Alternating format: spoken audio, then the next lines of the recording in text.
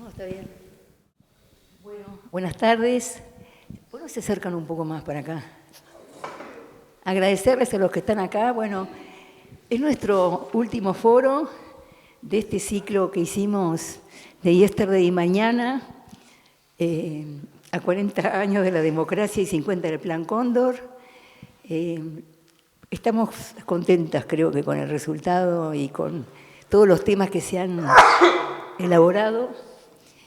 Y bueno, hoy le toca a dos cineastas de diferentes generaciones también cuando termina la dictadura y el retorno de la democracia, con dos lenguajes cinematográficos diferentes.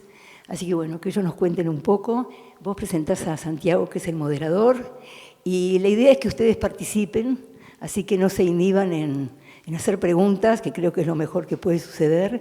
Y también les avisamos que estamos grabando, que esto queda después colgado en el canal de YouTube de la Fundación. Esperemos que nadie se oponga a que se grabe. Y el próximo, y en el Boulevard, y el próximo jueves 30 vamos a proyectar acá las películas de las que se va a hablar hoy, a la misma hora, a las 7, así que están invitados a ver la proyección. Guillermo también va a estar con Walter para hacer, si quieren, un coloquio o quieren preguntarle más detalles. Así que bueno, vos. Bueno, muchas gracias a todas y todos por estar acá y también a la Secretaría del Pasado Reciente por apoyar este ciclo. Fue una muy buena colaboración, así que les agradecemos que estén acá siempre. Y bueno, como decía Diana, este es el último panel del ciclo que se enfoca en jóvenes y películas sobre jóvenes. Entonces, lo que queríamos destacar era un poco en ese momento como hubo un esfuerzo por registrar la experiencia de las juventudes y niñeces, que era parte de lo que trabajamos en el ciclo, que generalmente no es parte de la memoria colectiva. Entonces, estas obras muestran un poco una foto, película en realidad, de cómo eran las juventudes en ese momento, que vivieron, cómo interpretaban el significado de esa época.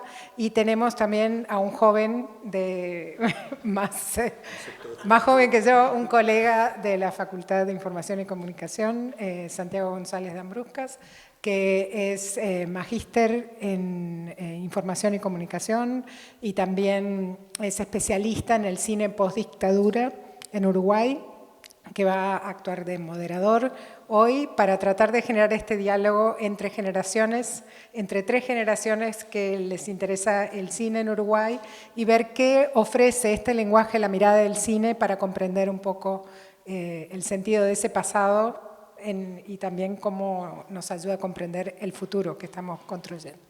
Así que le paso la palabra a Santiago. Bueno, buenas tardes. Primero, gracias a la Fundación Benedetti, gracias a la Cátedra UNESCO, gracias a Mariana particularmente por invitarme a participar de esta mesa como moderador. Gracias a Guillermo, gracias a Walter por estar acá con nosotros. Yo lo que voy a hacer simplemente es presentarlos primero y luego la idea es generar algunos disparadores. El ideal sería que pueda llegar a generarse un diálogo sobre estos temas que nos convocan. Entonces, en primer lugar, Walter Tournier, decir que es uno de los animadores más prestigiosos, yo diría no solo de Uruguay, sino de América Latina. Algo importante desde mi punto de vista es destacar también que además es artesano. Digo esto porque él se especializó en la técnica del stop motion, de la animación cuadro por cuadro, y generó diversas estrategias de experimentación con tecnologías, con materiales para poder desarrollar un cine de animación desde Latinoamérica y desde Uruguay. Muy brevemente en repaso, en términos, no sé si iniciales, pero digamos fue integrante de la Cinemateca del Tercer Mundo, previo a la dictadura. Luego emigró cuando vino la dictadura tuvo que emigrar a Perú. Allí también desarrolló actividad. Cuando regresó, formó parte de la productora Imágenes y posteriormente, junto a Lala Severi, creó su estudio de animación Tourné animación. Algunas de las obras, digamos, más recientes, o los dos últimos cortometrajes que produjo de animación fueron Chatarra y Alto el Juego, pero quizás las obras más conocidas dentro de su trayectoria sean, por ejemplo, la serie de televisión Los Tatitos, Tonki, y el único largometraje, ¿no?, de animación que realizó, que fue Selkirk, el verdadero Robinson Crusoe. Por su parte, Guillermo Casanova también es una persona difícil de presentar porque es un realizador audiovisual multifacético. Además de director, es un experimentado montajista. Ha experimentado, creo, en todas las vertientes del audiovisual. Ha realizado cine documental, ha realizado cine de ficción, ha realizado cine de carácter experimental, videoarte, videoclips, también piezas publicitarias. Fue integrante del Centro de Medios Audiovisuales, CEMA, donde dirigió Mamá era Punk, que es una de las obras que nos convoca. Luego, junto a Natacha López, creó La Vorágine Films, y quizás sus obras, no sé si las más destacadas, eso lo dirá él, pero las más reconocidas son El viaje hacia el mar, una película que marcó un hito a nivel del cine de nuestro país en un momento importante que tuvo que ver con el apogeo y el boom del siglo XXI, y Otra historia de mundo. Su último proyecto de ficción, digamos, es la serie Temporarios. No sé si desean agregar algo en esta breve mini biografía que hice, porque tienen unas trayectorias extensas y es muy difícil presentarlos. Si no es así, voy a leer un poquito, un fragmento sobre estas dos obras, Mamá era Punk y Los escondites del sol.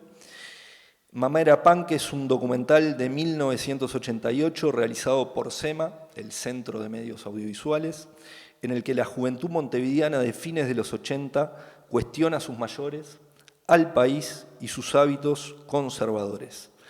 El exilio político ya había dado lugar a otros tipos de exilio, no para salvar la vida, sino para conseguir la realización personal. Eran tiempos de racias, de desencuentro entre las generaciones y de desinterés por la política.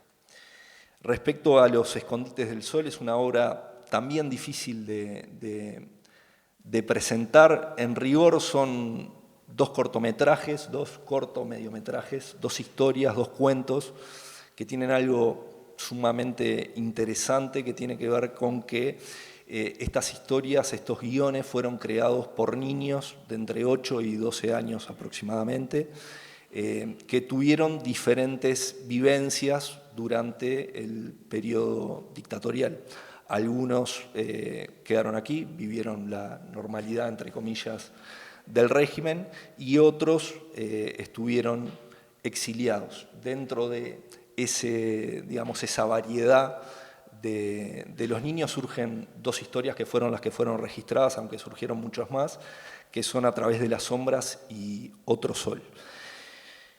Hecha esta presentación de ambas obras, hecha esta presentación de ustedes dos, digamos, me gustaría, para ya cederle la palabra a ustedes, hablar un poco del periodo en el cual fueron realizadas ambas obras, que tiene que ver con el periodo de transición democrática, y es lo que nos convoca hoy, ¿no?, que estamos celebrando en este año 2025, 40 años de democracia. Una cuestión que hablábamos, que les comentaba un poquito antes de ingresar, mientras intercambiábamos en el otro salón, por llamarlo de alguna manera, y acá voy a hablar, aunque no está bueno, a nivel personal.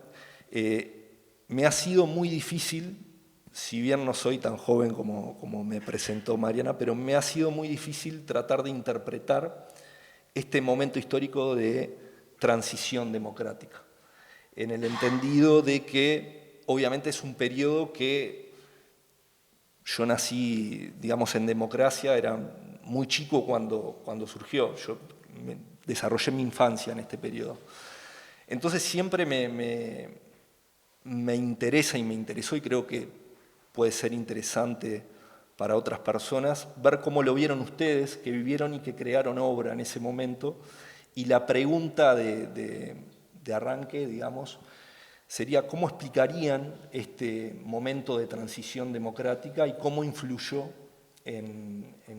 o qué efectos tuvo para, por ejemplo, tener el interés por registrar, en el caso de Guillermo, a los jóvenes, a la juventud en ese momento histórico, y en el caso de Walter, desarrollar un guión con niños, teniendo en cuenta también la trayectoria vital de ustedes dos, que obviamente es diferente. Walter estaba exiliado y retornó a Uruguay, y Guillermo había vivido o había transitado parte de su juventud, de su infancia en dictadura. No sé si tienen preferencia porque arranque alguno de los dos, no sé quién.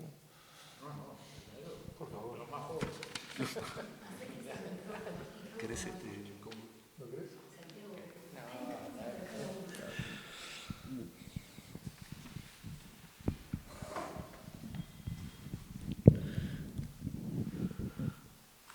Bueno, qué difícil. Antes que nada, yo el Flaco quiero hacer un pequeño paréntesis porque me acordé la primera vez que lo vi, que fue en Cinemateca, que yo era estudiante de sociología, porque cine no existía, estudiante de cine no existía. Nuestra generación aprendió a hacer cine y a hacer cosas con la Cinemateca. Y la Cinemateca dio una charla donde aparecieron el Flaco y Mario Jacob, y hasta ahora me acuerdo, ¿no? Eran como esos maestros que decís, mira quién están ahí, y nosotros acá. O sea que el respeto al Flaco lo tengo desde ese momento hasta ahora. Y lo que decía en la otra sala era que la generación de Flaco es la generación de nuestros hermanos mayores. Y nosotros venimos a ser los hermanos menores en la época de la dictadura. En ese sentido creo que la diferencia de edad marcó muchísimo lo que hacían unos y lo que hacíamos los otros. Sobre todo la parte traumática, de la que vivieron todos de los hermanos mayores para arriba, vivieron hechos traumáticos, terribles, y nosotros no. Nosotros teníamos hermanos mayores, no, a mí no me pasó, pero sí amigos míos que eran chicos, igual que yo, y los hermanos mayores estaban todos rajados y rajando de aquí para allá antes del 73, o presos, los padres de amigos que caían en cana y qué sé yo, pero de mi lado no hubo nada de eso. Éramos una familia prototipo de Montevideo en la cual mejor no te metas, y mejor no meterse y mejor no preguntar. Y por eso es tanta cosa, o sea, de lo que uno puede hablar. Y en ese sentido, nuestra generación que no tuvo esos traumas, vivimos la apertura democrática como una tremenda fiesta. Y eso era una fiesta, es como lo que uno se acuerda de lo que pasó en España cuando murió Franco. Acá, de alguna manera, en una escala mucho menor, sucedía en Uruguay. Había una apertura democrática, sabíamos que nosotros podíamos ir a tirar piedras contra los milicos, que no nos iba a pasar nada. Podríamos ir a marchas, podríamos ir a ver la liberación de Sereñi, la llegada de Wilson, y todo eso sabíamos que podíamos hacer cosas sin que tuviera ninguna repercusión. Hubo un ramalazo por parte de los milicos con un grupo de la UJC, pero fue el único ramalazo que decir, bueno, nos vamos a ir, pero vamos a dejar este recuerdito para todos ustedes. Pero no fue una gran... No era el común denominador para nada. Y en ese sentido marcamos una contracultura, por eso es demasiado largo, voy a tratar de ser lo más conciso posible, la contracultura, y además esa contracultura de alguna manera estamos en la casa de Benedetti. Benedetti llegó a ser como el representante de nuestra, de estar marcando una diferencia contracultural. Y en ese sentido surgió la posibilidad de de hacer Mamara Punk, que era decir, bueno, hay un sector joven en Uruguay que va por un camino distinto al de nuestros hermanos mayores, que va por otro lado, que se ejemplifica en la canción de Sumo, no sé lo que quiero, pero lo quiero ya. Salimos muy verdes, éramos muy verdes, hay que escuchar la música que se tocaba en ese momento y éramos muy malos, ¿no? Teníamos el apoyo de los punks, que justamente de eso se trataba, ¿no? Salir en contra de la música progresiva, en contra de la música bien hecha, y no importa cómo toques, sino lo que digas. Y en ese sentido creo que era como la gran base de ese momento, de decir, bueno, no sé ni lo que quiero decir, ni cómo lo voy a decir, pero lo quiero decir igual. Y en ese sentido Mamara Punk representa esa juventud liceal y principio de la facultad, donde cada uno fantaseaba con querer hacer las cosas que se querían hacer, si bien mal o bien, pero lo hacíamos igual. Y de alguna manera ese video no importa cómo iba a salir. O sea, a mí no me importaba cómo iba a salir, sino que lo que importaba era la urgencia de sacar algo de alguna manera rápido y marca mucho la diferencia de la parte técnica, que eso es muy importante. En esa época surgió el U-matic, el video portátil. Eso fue completamente revolucionario, tan revolucionario como la inteligencia artificial en este momento. O sea, poder sacar el video a la calle era fundamental. Antes era sacar un aparato de cine. O sea, era carísimo. Por eso hay tan pocas películas y tan poca cosa en Uruguay, porque no había laboratorios, no habían cámaras así, no había plata, no había fondos, no era Argentina donde había un siglo de historia. Uruguay nunca tuvo una historia grande de cine. Y cuando surgió el video, era caro, pero no era tan caro como para poder sacar las cámaras a la calle, y teníamos nuestros casetes U-matic de 20 minutos, que eran caros, pero no tan caros como el cine, en la cual vos podías grabar encima de ese casete 5 veces y ahí hacer un montaje rápido y sacar las cosas adelante. Esa es también la gran diferencia de lo que decir, bueno, antes era cine y después vino el video, y eso, a partir de ahí la realización audiovisual uruguaya no paró más.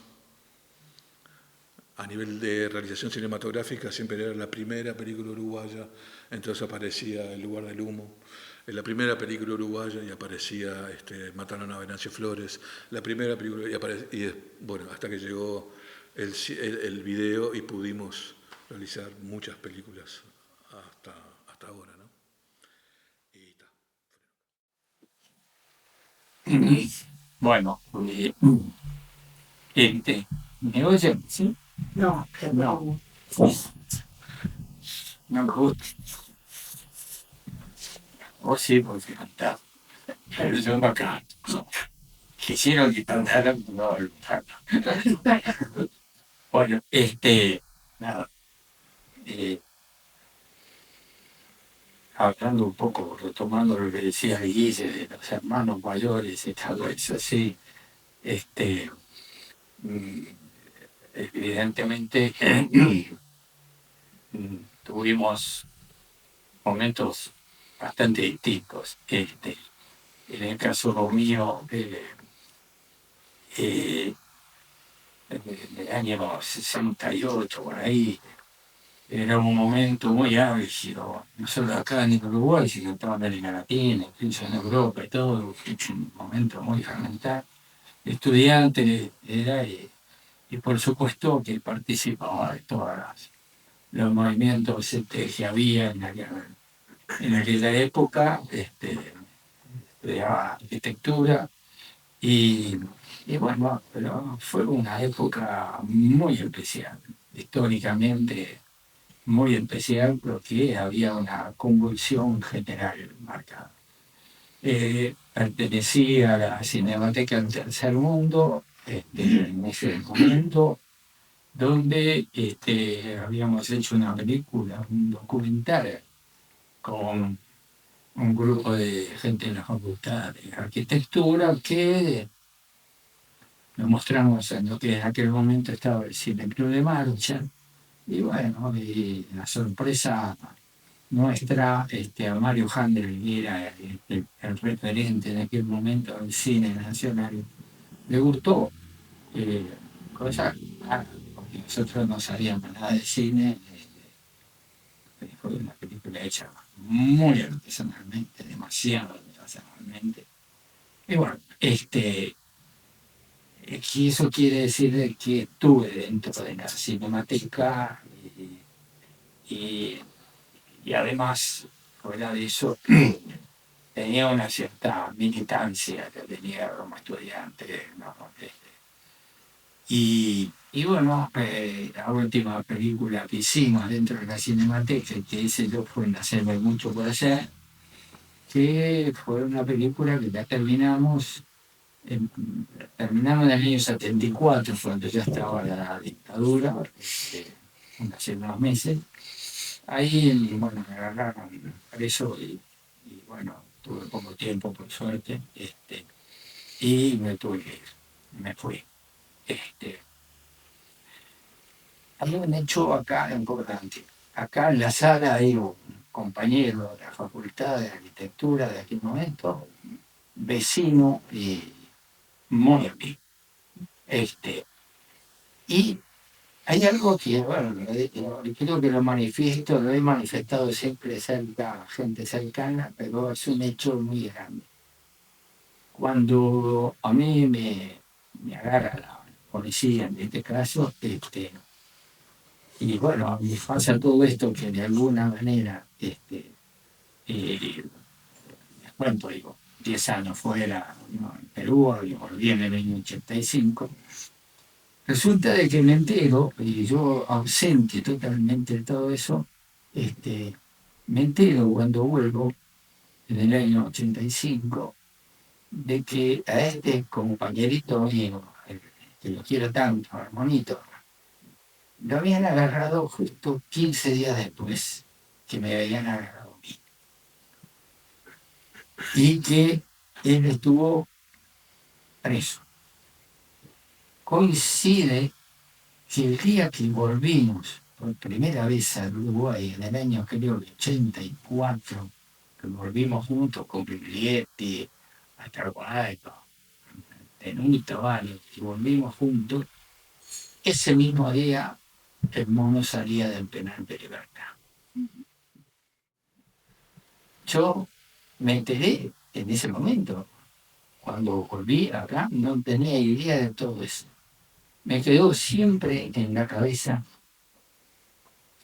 que todo lo que había yo vivido, estuve un año en Argentina y 10 años en Perú, con una fuerza, una vitalidad, con una, yo qué sé, una solidaridad latinoamericana, toda una cosa muy fermentada que me permitió incluso crecer dentro de la parte de cinematográfica. Todo eso que yo lo atesoro con mucha fuerza, el monito lo pasó a la clase. Me quedó eso marcado y hasta el día de hoy me marca, porque son dos realidades totalmente distintas, ¿no? Y bueno, y eso lo cuento porque lo que decía el Guille, vivimos momentos muy diferentes, y sí, nos dolió mucho todo lo que vivimos en aquella época.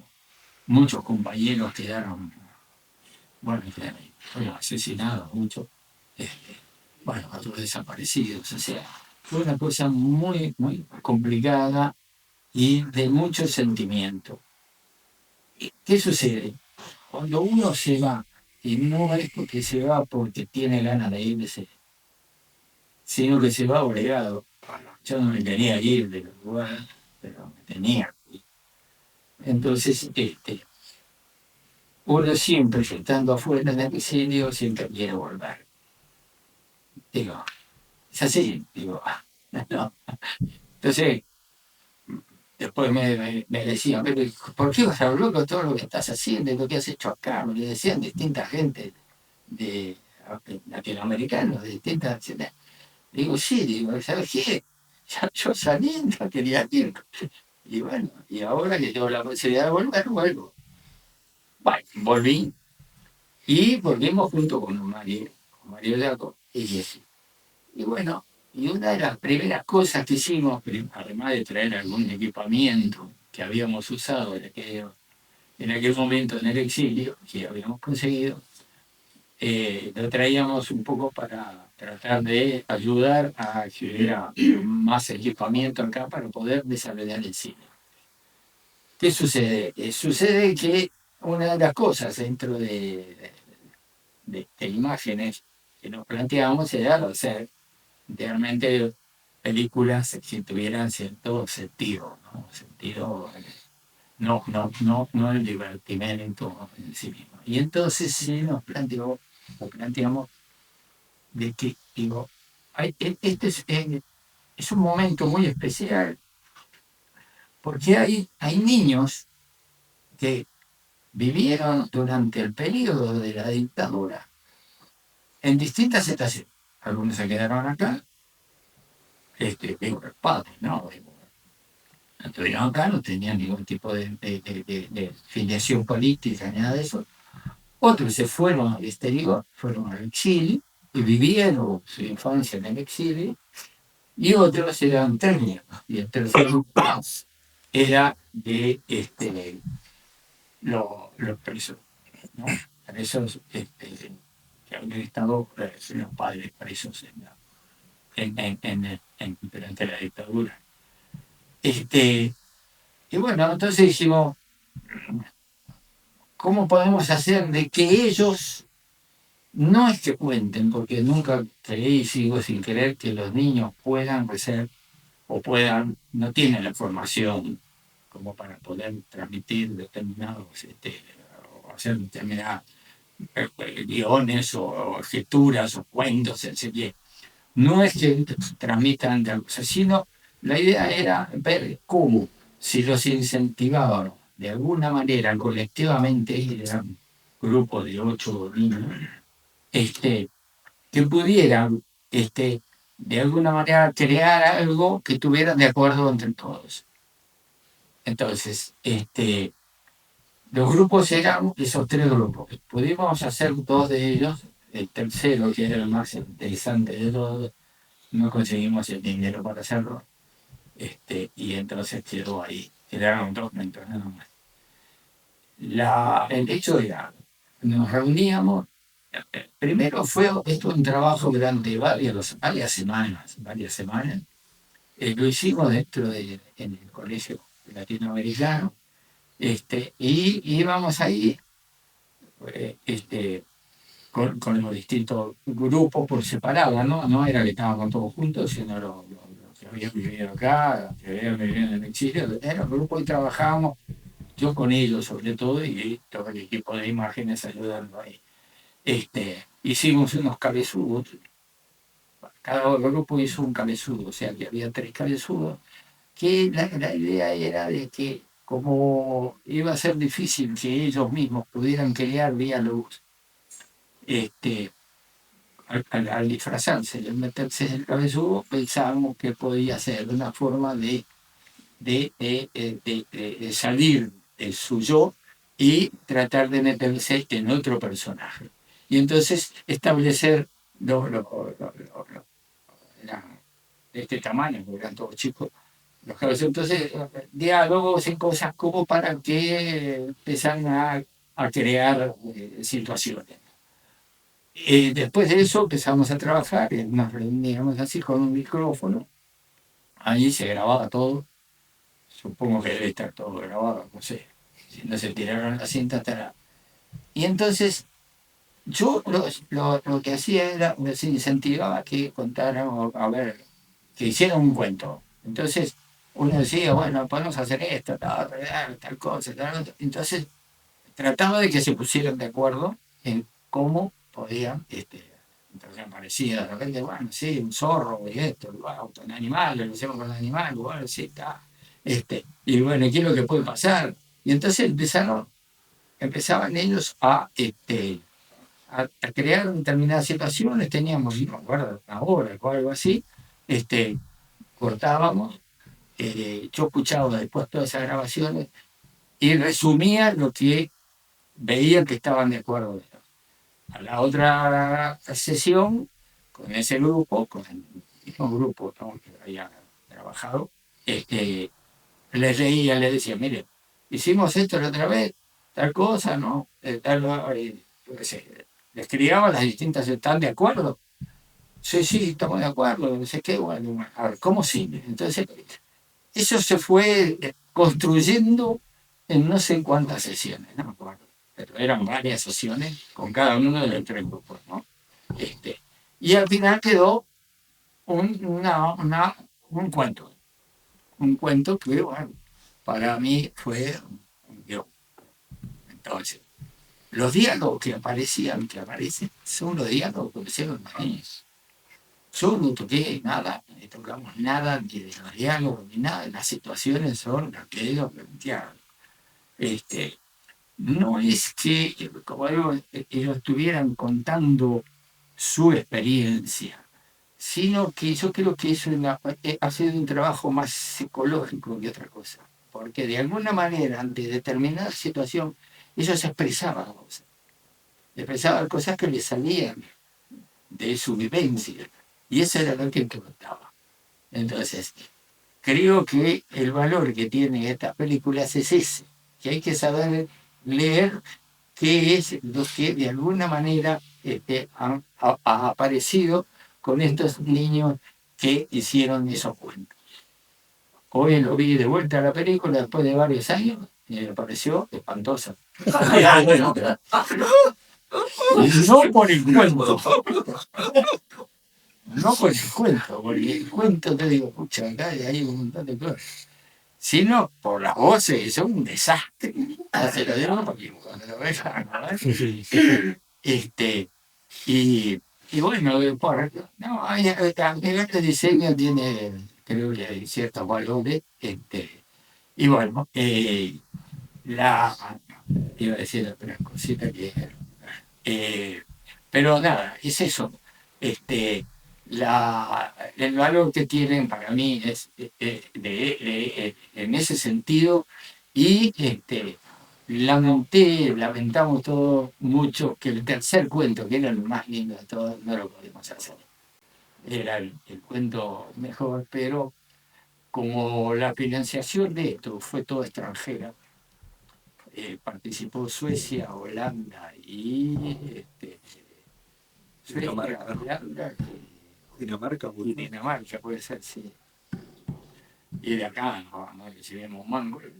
Pero cuando fuimos a tratar, habíamos conseguido esos fondos porque estas ONG que habían apoyado el proyecto daban dinero para la inserción. Una vez que te insertabas en el país, ya la película está terminada en el 90, o sea que ya habían pasado 5 años de la apertura.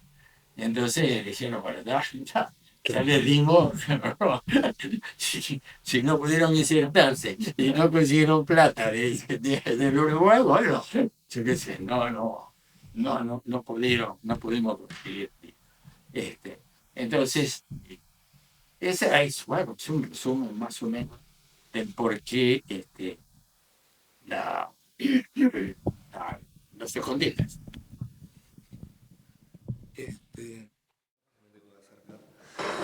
No, algunos comentarios breves. Walter, el corto que mencionabas que hiciste en arquitectura refusila, ¿no? Para que quede ahí marcado por si lo escuchan, ¿no? Que está también disponible.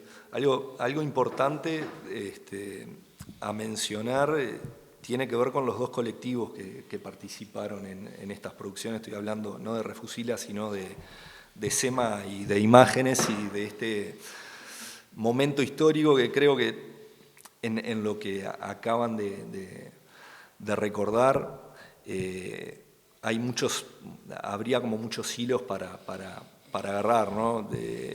Por ejemplo, lo que tiene que ver con lo que mencionaba Guillermo respecto a estas nuevas, en su momento, nuevas tecnologías y lo que significó para el Uruguay la posibilidad de tener cierta continuidad de producción, la posibilidad de, justamente con estas nuevas tecnologías, poder salir a filmar, retratar la realidad y crear otras historias.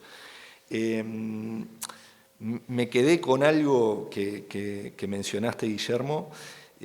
Vos decías que este retorno a la democracia había sido para vos generacionalmente, más allá del cine, como una fiesta, ¿no? Y viendo Mamá Era Punk, hay mucho de fiesta, pero ambas obras son una crítica también a la dictadura y al presente que vivían los jóvenes en ese momento, ¿no? Entonces, era una fiesta, pero no tanto una fiesta. Había traumas, había crisis, había, bueno, las racias, el exilio como una oportunidad, etcétera, etcétera. ¿Qué reflexión nos podés compartir respecto a esta fiesta, que no era tan fiesta en términos de discurso cinematográfico? Y agrego algo más. Walter habló un poco del proceso de realización de Los Escondites. Me gustaría que me hablaras también de un poco del proceso de realización de Mamá Era Punk, si podés compartir con nosotros eso. Sí, quizá, a ver si puedo, porque cómo lo hice, no sé si no es más interesante. A ver, Uruguay era una fiesta y duró muchos años, y duró hasta el año 89, con el voto verde, que marchamos. Y ahí se fue toda la mierda y todo lo que era una fiesta se terminó y a partir de ahí cambió el país hasta ahora. Digo, creo que en ese sentido, cuando me hicieron una entrevista ahí sobre la repercusión del cine uruguayo y las cosas que hay que hacer en el cine en Uruguay y sobre la historia y todo, es que uno cuenta las cosas que no se pudieron contar o las cosas perdidas o las cosas escondidas, lo que hay de trasfondo. Ya no se trata de contar películas sobre la dictadura, no me interesa la historia de los 12 años de Netflix, sí creo que hay una generalidad absoluta con respecto a la memoria y a la justicia. O sea, mientras hayan desaparecidos, hay historia para contar. Eso me parece como la primera necesidad del querer contar. Y creo que eso fue decir, bueno, nosotros estábamos convencidos que el voto verde iba a salir, no había otro. Claro, vivíamos en un mundo aparte, era pues, jóvenes, ¿no?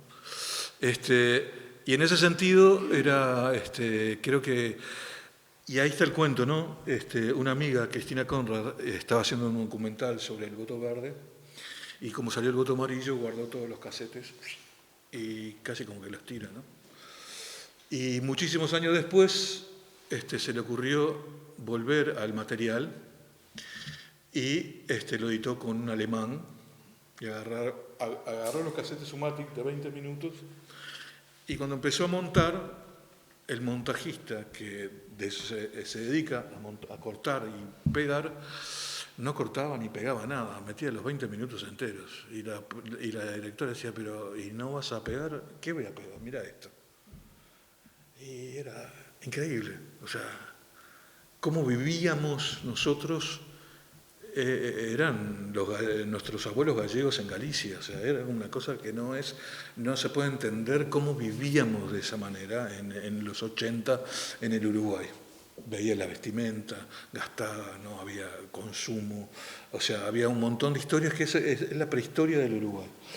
Entonces, claro, para un alemán que está editando, vos ves ese material y decís, claro, déjalo entero, sí, es una maravilla. Y después cuando ves el material, lo ves desde ese lugar y ese documental para mí es uno de los mejores documentales, Unas palabras se llama, de Cristina Conrad. Y en ese sentido la gran diferencia con Mamá Era Punk era, no sé lo que quiero, pero lo quiero ya, hacerlo rápido, hacerlo todo cortado y hacerlo estilo clip. Y dentro de las chapitas que uno tiene, así de las cosas que uno hizo, digo, bueno, el primer clip que se hizo en Uruguay está en Mamá Era Punk, que es un clip de los estómagos. No había clips en ese momento, o sea, fue el primer clip. Entonces, Yo soy parte de esa generación de la imagen azul, el piso mojado y mucho humo, ¿no? Humo de sal de amonio, o sea, prendíamos una estufa eléctrica dada vuelta, le poníamos sal de amonio y salía un humo, pero no morimos de intoxicados porque pero en ese momento era, todo era así, imagen azul, todo mojado y humo, así. Y esa era la tendencia, y el corte, y la historia. Y de eso se trataba, o sea, tratar de romper un poco. ¿Por qué? Porque teníamos la técnica del video que podía filmar mucho y editar. Cuando empezás a trabajar en cine, en El viaje hacia el mar, por ejemplo, lo filmamos en 35 milímetros, que vaya honor para mí poder filmar en 35, porque una cosa es filmar en video, otra cosa es filmar en 35. ¿Qué me importa, no? El 35 es lo más grande que hay. Y yo tengo también la chapita, sí, pude filmar en 35 milímetros. ¡Wow! ¿Viste? Y ahí era, el ruido del motor era billetes de dólares. Trrr, muy caro. Entonces era 2-1. O sea, un plano y ese era el plano, y no hagas dos porque no tenemos plata para hacer 3 planos. Y como Marapang era tipo, es video, vamos arriba. Y según la técnica con la que vos trabajás, haces también la parte de contenido, ¿no? Y ahí, bueno, si empezamos a trabajar con respecto al contenido de Marapang, obviamente las referencias en ese momento era buscar. Yo tenía 23 años, pero el Mamara Punk eran todos guachos de 20 años para abajo. O sea que yo ya era bastante mayorcito para esa generación. Yo tenía 23 y era más viejo. O sea, había un pensamiento distinto. Y ahí yo me agarré mucho de las revistas subterráneas, las revistas subtes, que eran magazines de fotocopias, doblados, y ahí, y un sociólogo, Rafael Weisse, que en ese momento era un poco el que está investigando la juventud de esa época, que todos nos agarramos un poco del pensamiento de Rafael Weisse para poder sustentar Mamara Punk sin caer en errores garrafales, ¿no?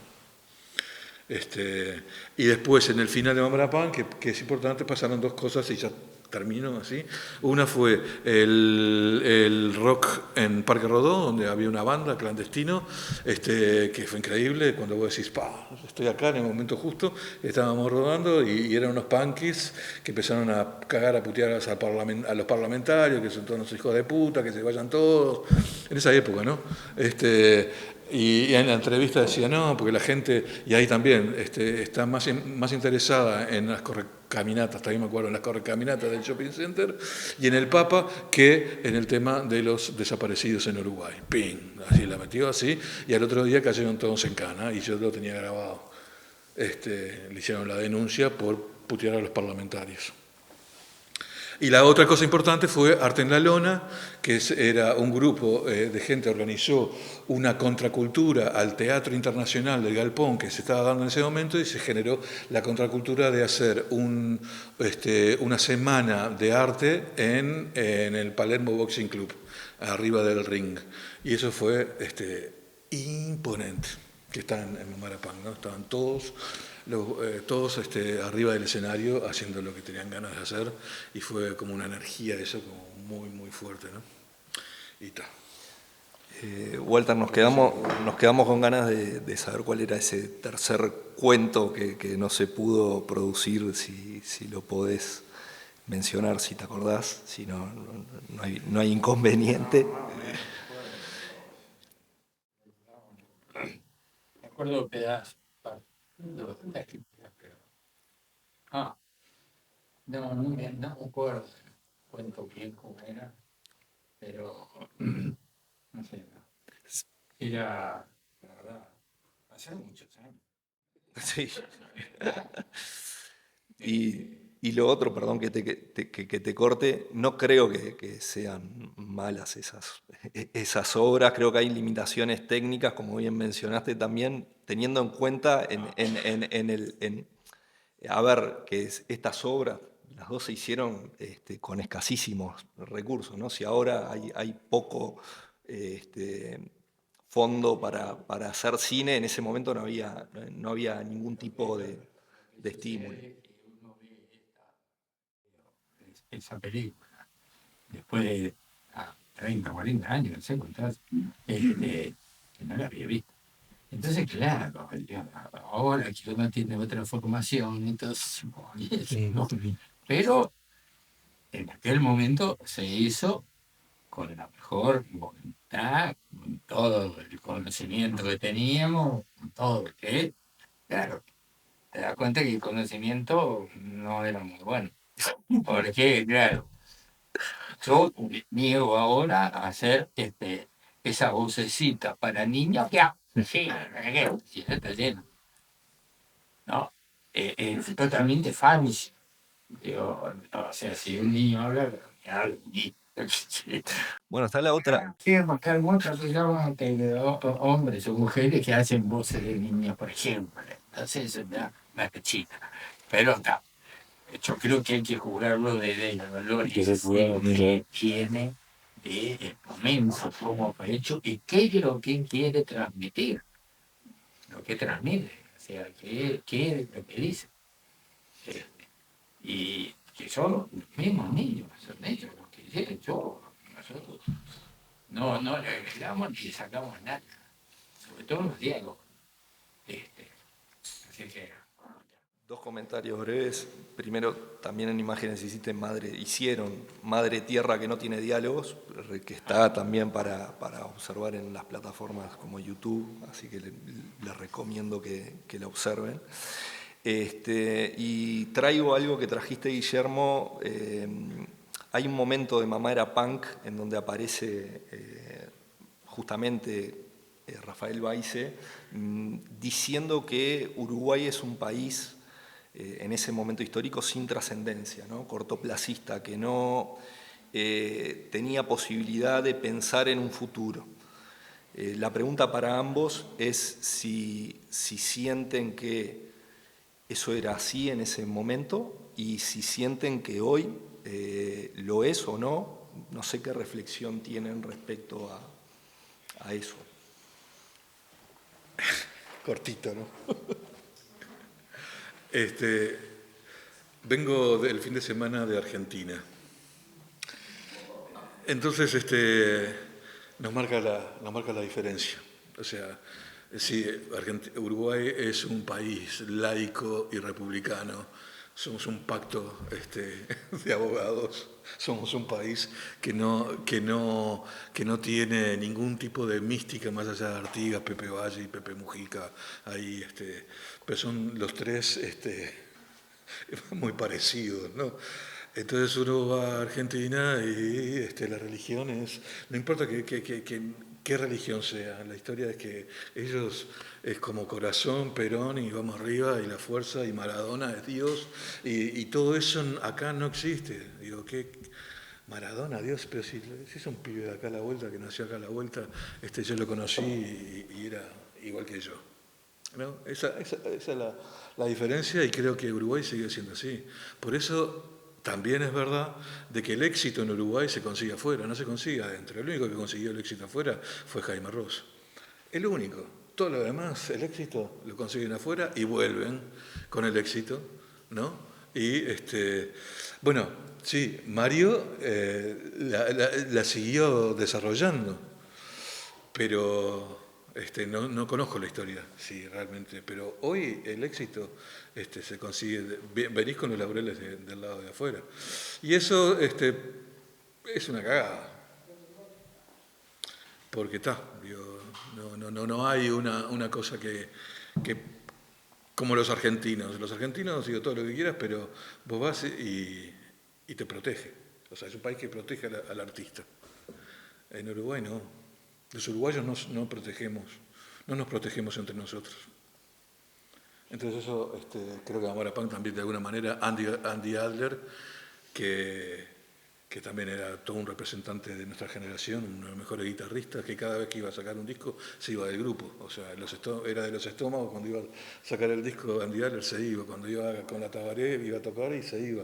O sea, era como un mito del mejor guitarrista que nunca sacó un disco, que decía eso, ¿no? Digo, Uruguay es un país donde puedes estudiar, pero no puedes pagar la cuenta del almacén con eso. Entonces te recibís y el éxito lo tenés que hacer afuera.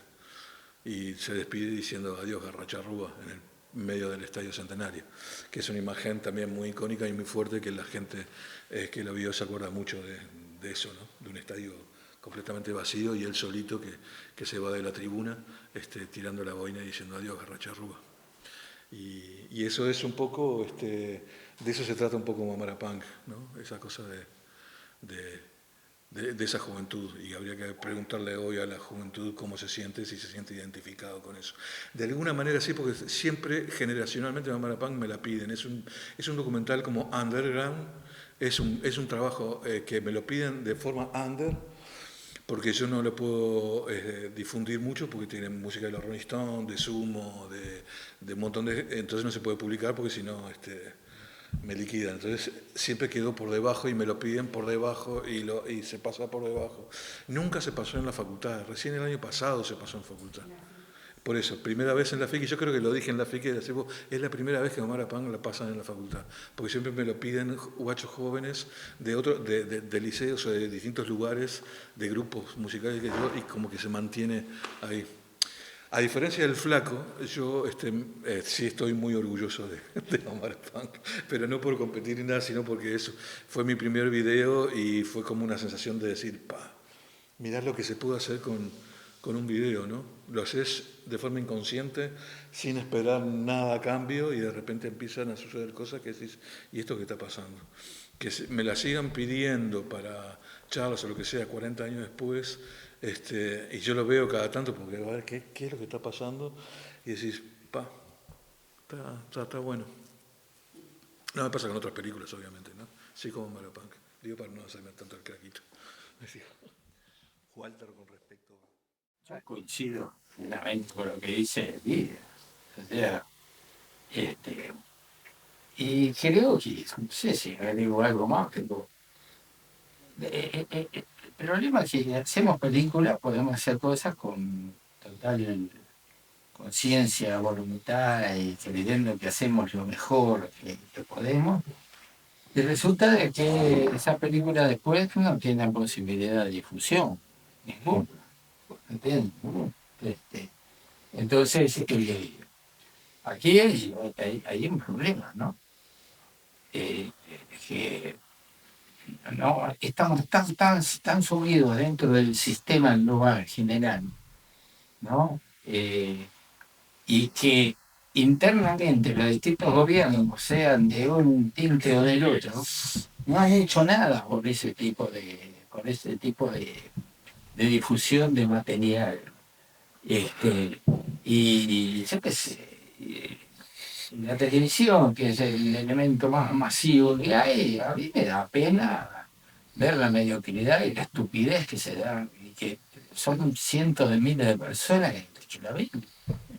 Y si eso, yo qué sé, ¿cómo se puede revertir? Hemos tratado, hemos peleado varios de nosotros, tratar de imponer, de hacer, nos costó sacar una ley de cine y todo eso, porque no hay voluntad política de nadie, no hay voluntad política, no importa la comunicación, no importa todo lo que viene de afuera y la parte sobre todo comercial de todo eso. Entonces, yo qué sé, yo veo que seguimos siendo tenaces, seguimos haciendo películas, pero sabemos que eso está limitado a un determinado público muy pequeño. Y no depende de nosotros. No depende de nosotros porque no podemos hacer nada nosotros para poder difundir y que se difundan. Los ejemplos que puedo tener yo de cosas que han pasado y que no han pasado. ¿Cuántas películas? Yo tengo un montón de películas. ¿Cuántas películas se han pasado acá en la televisión? muchas ni existieron. Son los tatitos, pero los tatitos lo más como decía mi dice, digo, no, pero no, ya está. ¿Pero por qué? Porque hubo un canal que a las 9 de la noche lo metía, ¿entendés? De año. Y esa cosa marca la importancia que tienen los canales con respecto a la comunicación, ¿no? Porque si no fuera por ese canal que todos los días pasaba a tener nada hora, eso no. Entonces, pero eso se dio ahí y después no se dio más nada, no se dio más. Digo, estuvo 10, 12 años, no sé cuántos años, que ya al final a mí me daba vergüenza, porque resulta que el productor agarraba los cassettes, los cosas y los mezclaba. ¿Entendés? Al final los últimos eran cualquier cosa. Como ya la gente lo conocía, entonces entreverada atraco de me daba vergüenza. En serio. Por eso tantito, es un karma que tengo que Pero muchas generaciones nos criamos viendo eso. por eso me quería viendo eso. Y es eso. ¿Por qué lo ves? Porque se daba en el canal 4, no. Sí, claro. Ahora pico se daba. Pero ¿por qué no se dan otras cosas? ¿O por qué no se implementan determinados, yo qué sé, cuotas o algo? No sé. El foro. Se sacan las películas, tienen ¿cómo se llama? El premio del FONA y se supone que hay un canal que tiene el derecho de pasar eso. No un canal de aire gratis, no paga nada por el solo hecho de haber tenido el FONA. No lo pasan. ¿Cuántas películas ganaron el FONA y nunca se pasaron? No, no se pasaron. Entonces, ¿quién exige? Nadie exige. Y sin embargo, vemos estupideces totales. Como está lleno. Pero,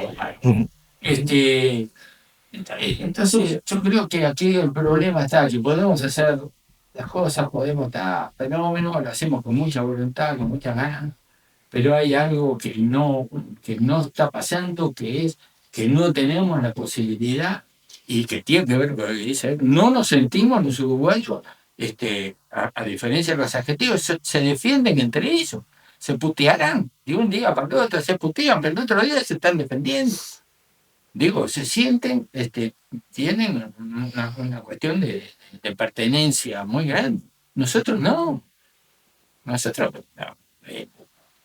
Digo, mucha gente, ¿cómo? Pero tatito, pero no son, no era de afuera. No son de afuera. Acá. ¿Entendés? Digo.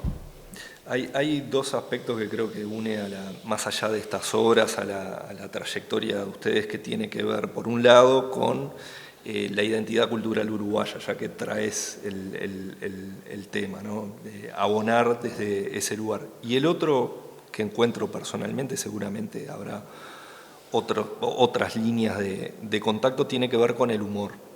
Entonces me gustaría, sobre todo el humor, para trabajar algunos temas que por ahí no es la primera beta que a uno desde su ignorancia se le ocurriría para abordarlos. Entonces, en términos narrativos, ¿cómo piensan esa herramienta? ¿Cómo la trabajan? Capaz que les sale naturalmente, no es algo sobre lo que hayan reflexionado y tiene que ver simplemente con parte de su beta creativa, digamos.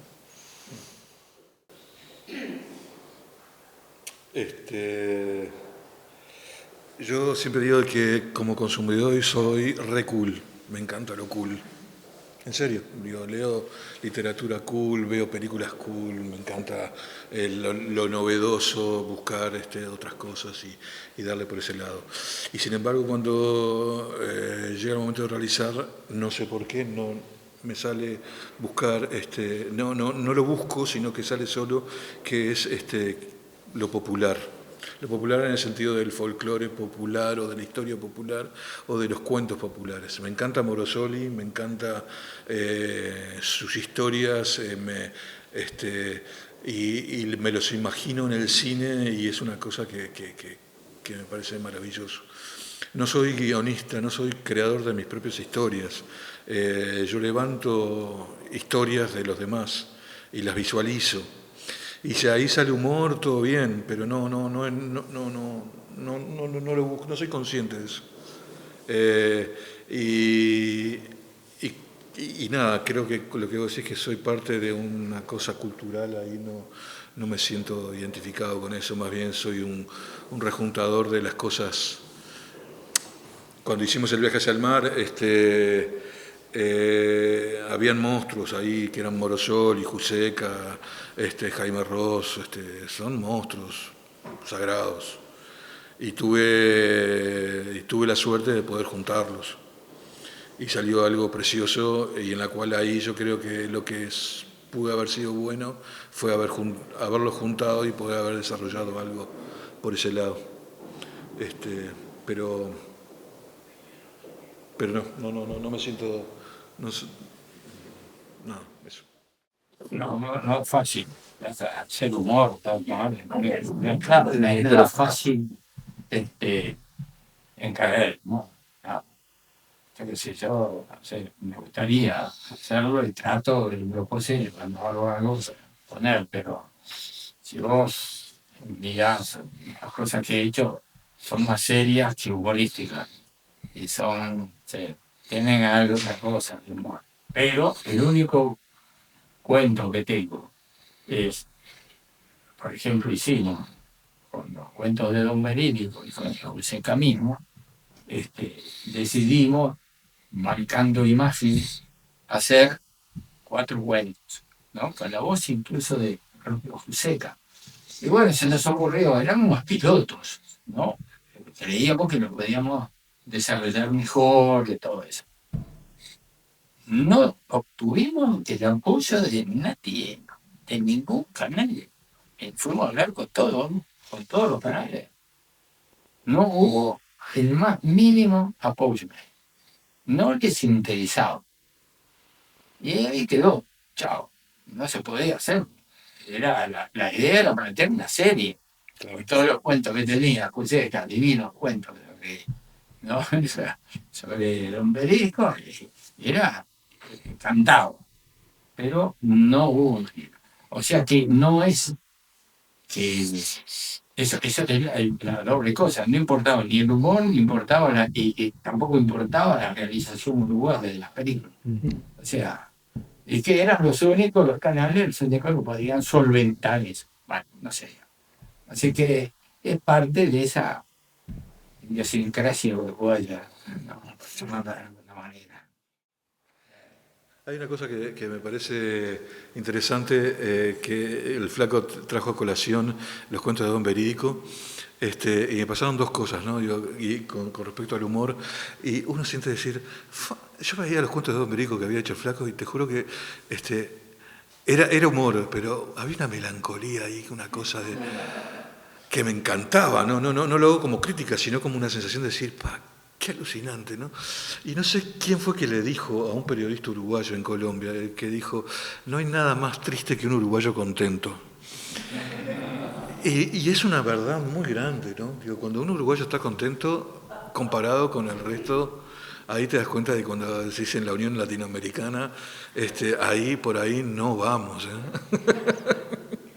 Una anécdota de los encuentros de Don Pereiro.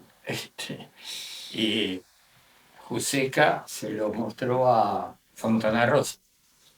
Y entonces me contó, dice, cuando terminó de verlo, Fontana Rosa le dijo, esto se puede hacer solo en 2 lugares del mundo, en Los Ángeles y en Pando.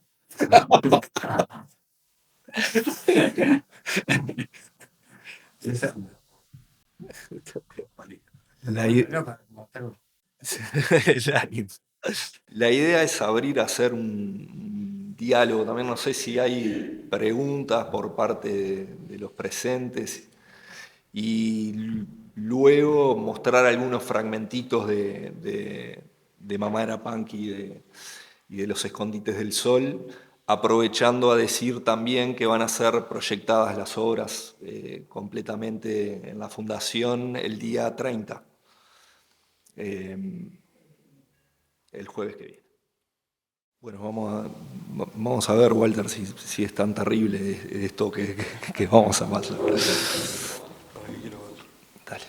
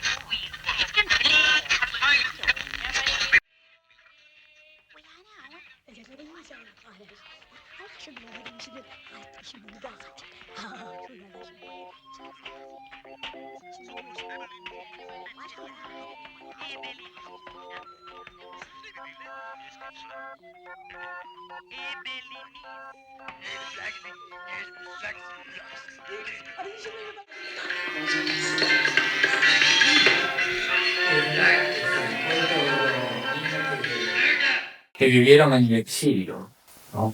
O sea, por eso que inventaron un idioma que no entendían, ¿no? Los conejos no entendían nada.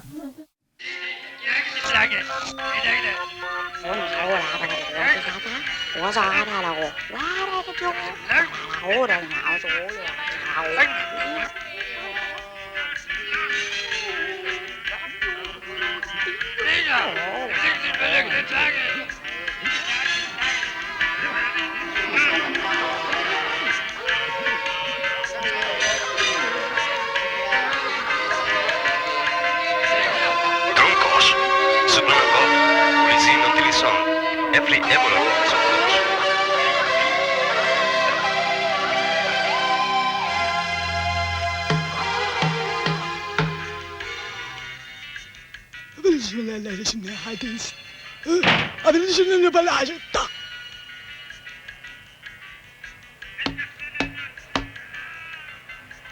¿Tiene comida?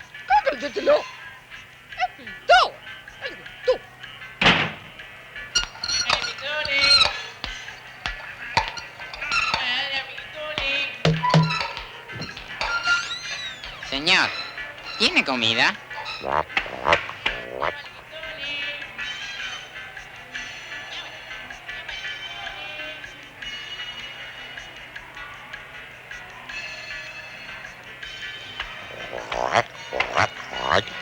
¿Qué me van a dar? ¿Cómo que le vamos a dar?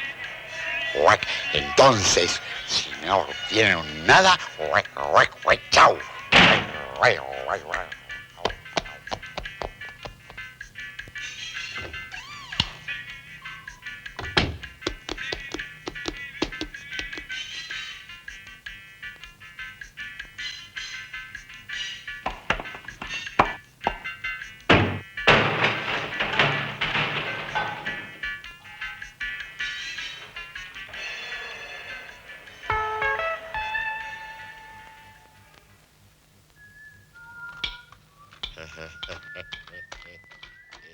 Un fragmentito nomás.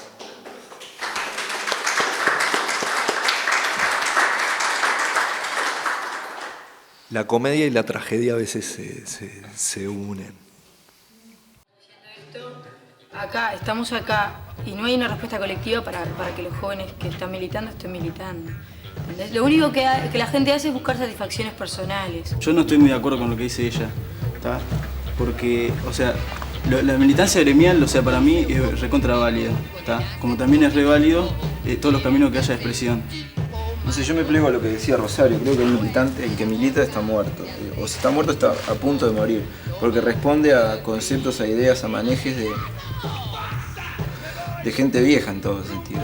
Lo que estaban diciendo acá de los militantes que estaban muertos, y me causó gracia porque más o menos a nivel de militantes es lo que se dice del tipo de gente como ella.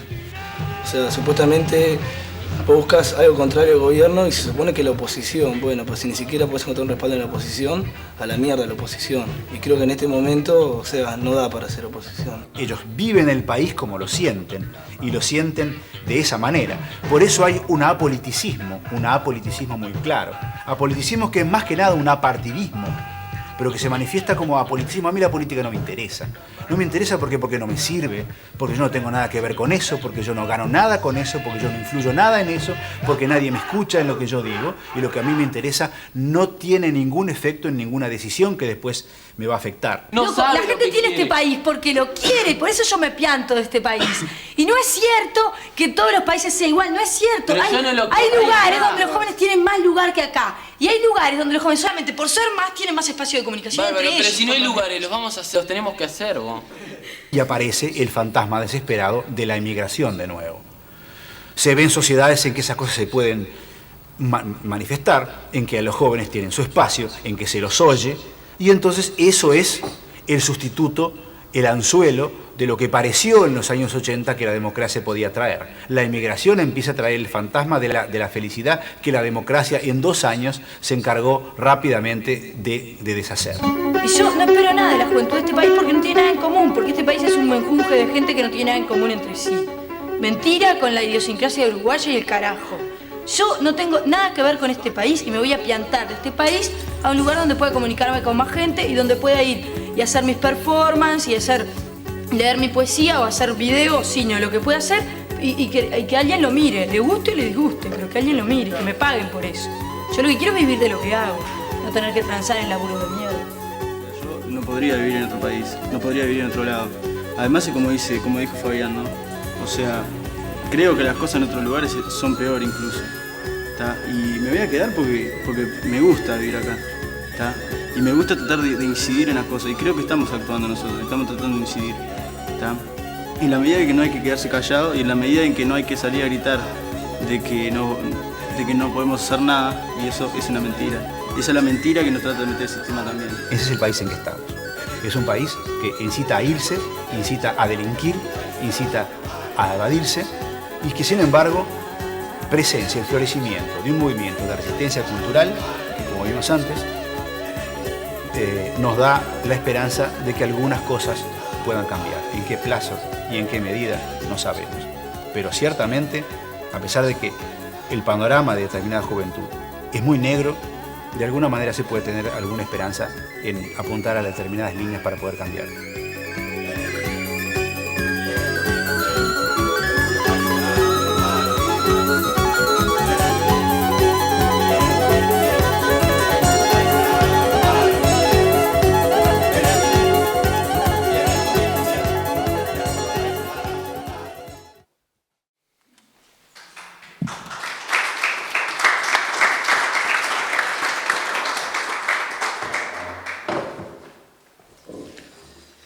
Bien,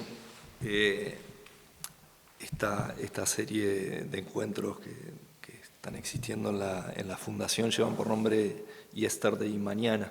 Entonces, pensando un poco ahora en el futuro, pero pensándolo desde el presente también. Primero, ¿cómo ven a las infancias y a las juventudes hoy? Desde su mirada, desde su prisma, digamos. Y por otro lado, quizás unido, ¿cuáles entienden que son las problemáticas que hoy habría que atender o que pueden atenderse a nivel cinematográfico, digamos? ¿Cómo puede apoyar el cine a profundizar o a iluminar sobre estas problemáticas que ustedes identifican? No sé por qué se me gustó. No, respecto a los jóvenes, yo qué sé, a veces me da la impresión de que están ausentes de todo, como que no se quieren comprometer con nada, ni les interesa la realidad que se vive. Pero por otro lado, a veces, yo qué sé, tienen algunas cosas que te marca que no es tan así. O sea que el problema está en que uno juzga siempre con ojos de cuando uno era joven y la realidad es totalmente distinta. No es lo mismo, entonces yo tengo fe en los jóvenes y creo que todos, no sé, encontrarán el camino o los caminos para poder tener una vida mejor para todo el mundo, ¿no? No sé, o sea, no soy escéptico con respecto a eso, sino que tengo esperanzas en los jóvenes y mucho. Pero claro, no está manifestada de golpe. Ahora que se estaba viendo algunas cosas que están pasando en otros países, la generación con Z, ¿no? O algo así.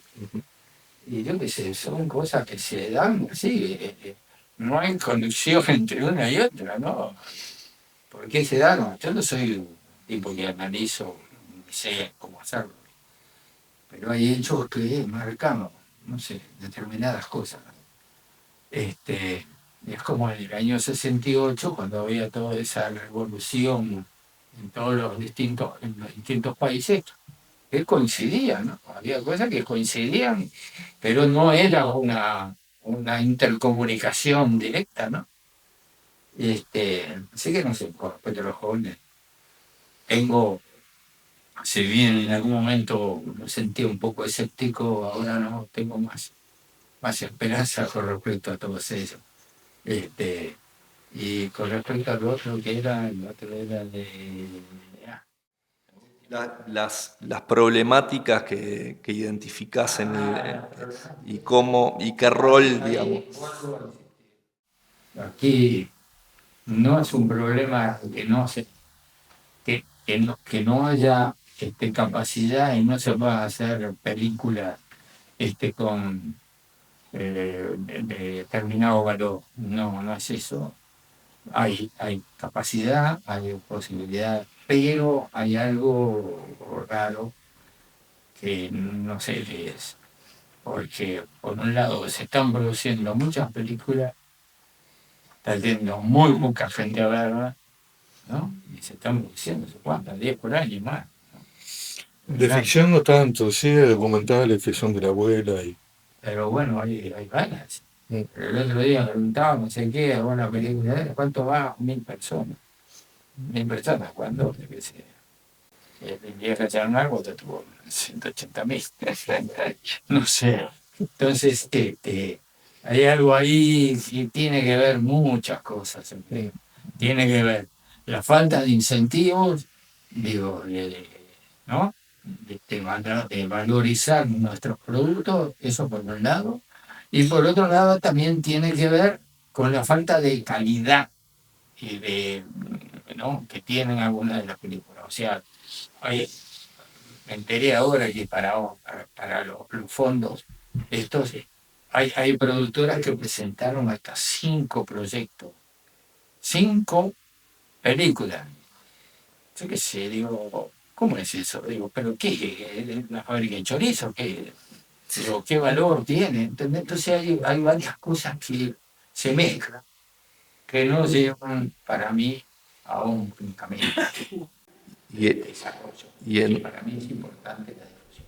Y en torno a las temáticas, digamos, a abordar, pero las temáticas a abordar en términos narrativos, ¿siguen siendo los mismos problemas de los del 85, los de los 90 que los de hoy? Pero muchas temáticas, yo qué sé, no son. Digo, yo qué sé, no sé. Hay otras cosas para plantear, hay otro tipo de cosas. Zombies o yo qué sé, hay películas bizarras, lo que dicen no es bizarra, realmente no es bizarra, no es una cosa. Yo qué sé, no sé. Son jóvenes. Metidos en eso, el terror también es otra cosa. Son los que están en boga. Pero ni tan joven. Manuel Facal, que es el de sándwich caliente, tiene casi 50 años, ¿no? No, que no, discrepo, digo que la juventud, o sea... No es solo. Manuel Facal no es joven. No es joven. No. No. Era joven, era un chiquilín cuando arrancó. No, pero lo que digo es la calidad de las cosas. Digo, hay temas, yo qué sé, no sé dónde estamos. Acá tengo 5 horas con Uruguay. No tengo claro y no tengo solución. En la trayectoria de ustedes está presente el pasado reciente como un tema, ¿no? ¿Cómo entienden que puede colaborar el cine para abordar temáticas vinculadas a los derechos humanos? ¿Cómo puede ayudar a iluminar sobre estos temas? Si vos me preguntás, a mí últimamente el tema que más me preocupa son las guerras y la muerte de los niños. Eso hace ya varios años que estoy ahí con eso y me parece que es un tema muy global, muy general, que involucra los derechos humanos.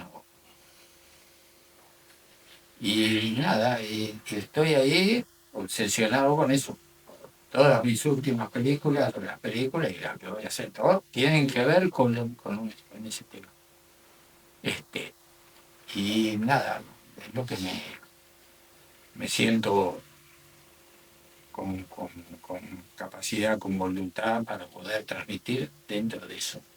No en temas específicos ni referido al Uruguay, no, es una cosa mucho más global, más general. No, sin tomar partido por nadie, digo, pero hace años lo manifiesto porque no me gustan las guerras, no me gustan. Existen escuelas para que enseñen a matar, pero no existen escuelas que enseñen a amar. Eso, o sea, no, las armas no me gustan. Y así estamos viendo, ¿no? Digo, todo es un problema. Es lo que a mí ¿qué podemos hacer? Hacemos películas y qué podemos realmente, si podemos incidir en algo. Pues.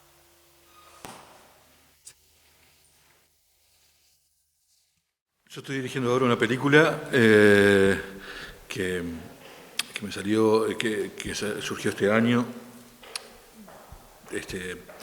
que transcurre en el año 83, por eso también todo esto que estamos hablando coincide bastante con el tema. Y se trata de un grupo de niños, de amigos de una escuela, y una de las niñas es una niña apropiada por militares y desaparece, huyen, la familia huye porque lo están buscando, y los niños de la escuela como que quedan, que no entienden absolutamente nada, porque la encuentran en unas fotografías de desaparecidos en el mural y dice, ¿dónde están? Y dice, ¿dónde están? ¿Quiénes? ¿Y dónde está? ¿Por qué? ¿Y a dónde se fue? ¿Y por qué? No entienden, son niños de 11 años.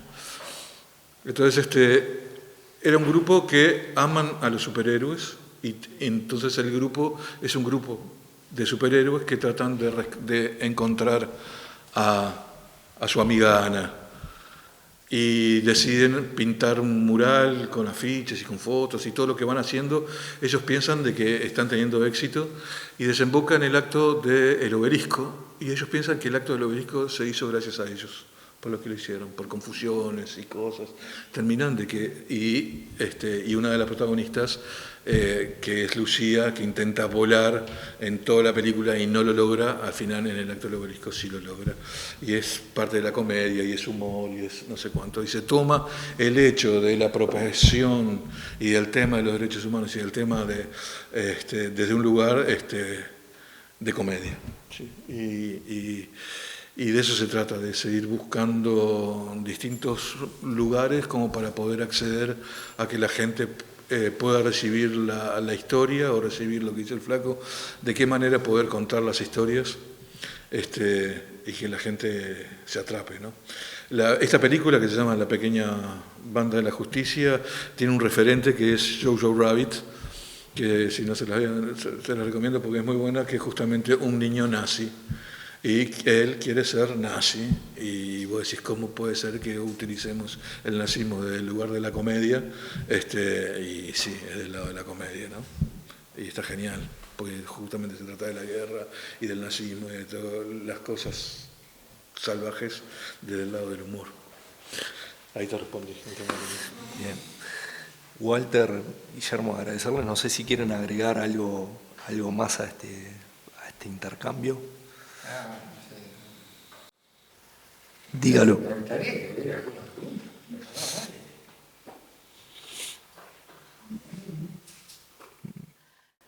Ahí. Voy a hacer un comentario más que una pregunta. Una valiente.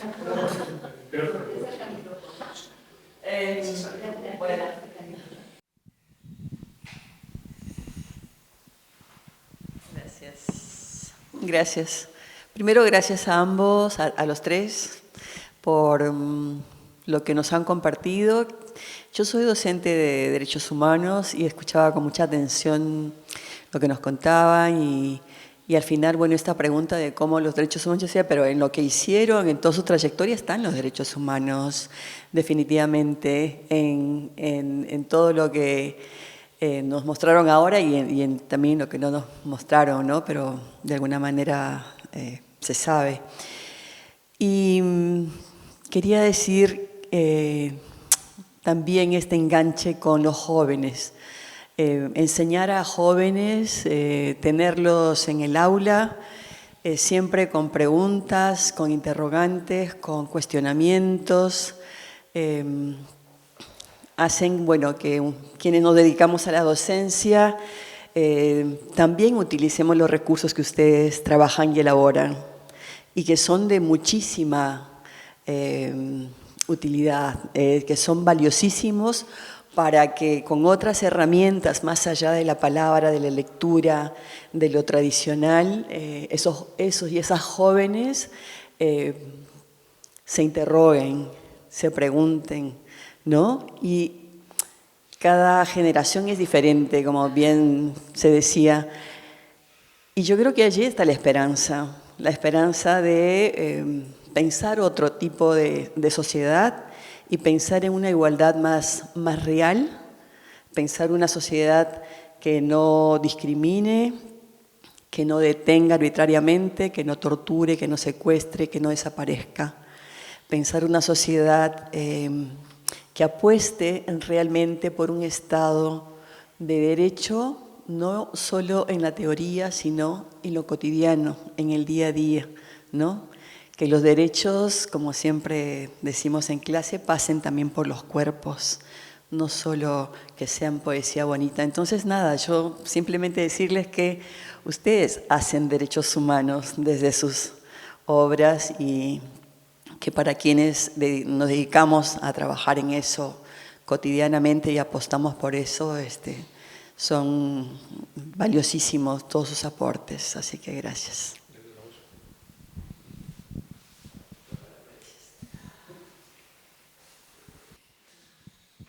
Nadie más, bueno, agradecerles a los dos y hecha la invitación para el 30, para ver las obras de modo completo, digamos, y no solamente un visionado fragmentado. Muchas gracias.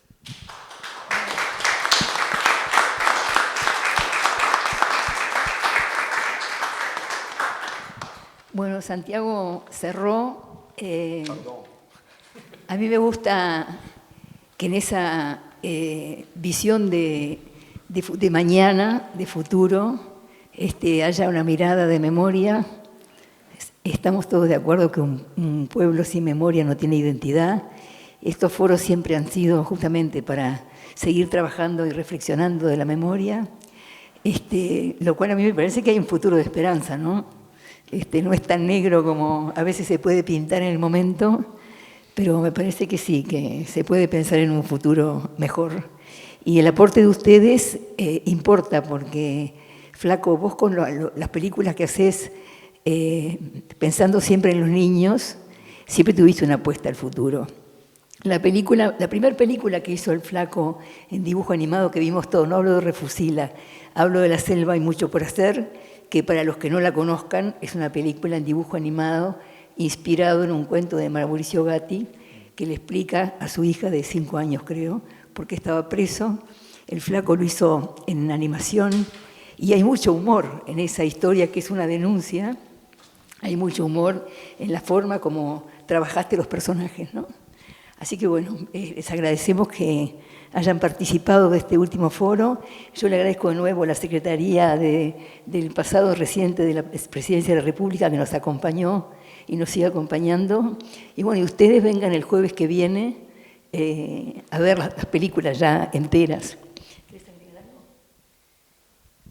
Bueno, gracias a todas y todos por acompañarnos y como dijimos está grabando, así que si lo quieren después compartir con sus amigos o amigas y también usar en las clases o en otros lugares va a quedar colgado. Gracias también a ustedes por estar con nosotros y bueno, seguimos el año que viene. Vuelvan otra vez. Gracias.